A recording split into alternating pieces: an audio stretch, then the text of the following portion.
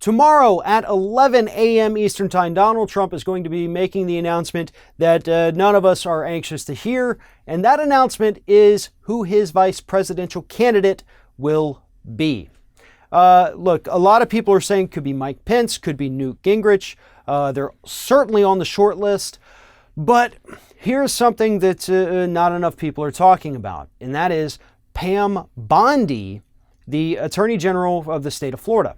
Now, the reason Bondi could possibly surprise us all and become that vice presidential nominee is because, for one, she has been given a prime time speaking slot at 8:30 p.m. on Wednesday.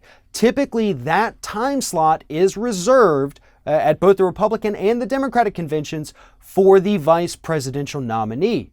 So seeing that on the schedule is a very, telling thing. If she's not going to be the vice presidential nominee, she's pretty much guaranteed a spot in Donald Trump's cabinet. But another reason she could be the VP nominee is because she, while Attorney General of the state of Florida, helped to kill the Trump University lawsuits coming against Donald Trump from the state of Florida. So she's already stuck her neck out big time for this con man, and obviously she's looking for some kind of reward, and Donald Trump's the kind of sleazebag that's probably going to reward you when you do something horrible for him. And third, and this is probably one of the most important reasons, is that the path to the White House runs through the state of Florida. Donald Trump polling behind Hillary Clinton in the state of Florida, but if we look historically, Obama polled ahead of Mitt Romney and John McCain in the state of Florida and beat them both in Florida. But the collective percentage of those wins for both elections is less than 4%.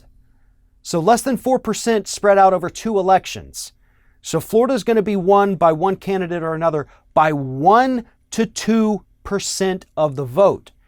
Now, pulling Pam Bondi from the state of Florida could guarantee him a little bit of home field advantage down here, and it would also make sure that Florida Governor Rick Scott does whatever he has to do to purge Democrats from the Florida voting rolls. We have seen that happen in the past. Rick Scott has enacted several repressive voting laws and participated in several voting purges, so that is something that could happen that could swing the state of Florida. So those are the reasons why I think Pam Bondi could very easily be the surprise pick by Donald Trump to be the Republican nominee for vice president.